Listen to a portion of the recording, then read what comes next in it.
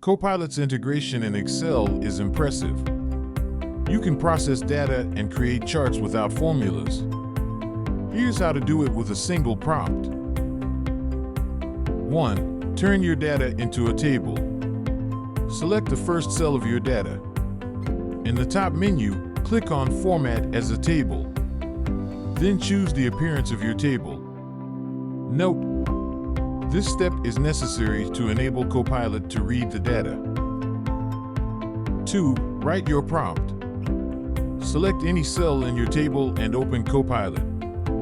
Here's a sample prompt you can use. Create a chart type that shows description. For my data, my prompt is: create a bar chart that shows the average weight for each sport. Copilot takes care of understanding the data, calculating here the average weight, and displaying a preview of the chart. 3. Insert the chart. Copilot automatically suggests that you insert the chart. Click on this button to create the new sheet. It contains the necessary data and the new chart. Note, you can, of course, modify the chart's appearance and layout just like any other Excel chart. Feel free to subscribe to my channel and follow me if you are interested in artificial intelligence. And of course, ask me any questions you may have in the comments.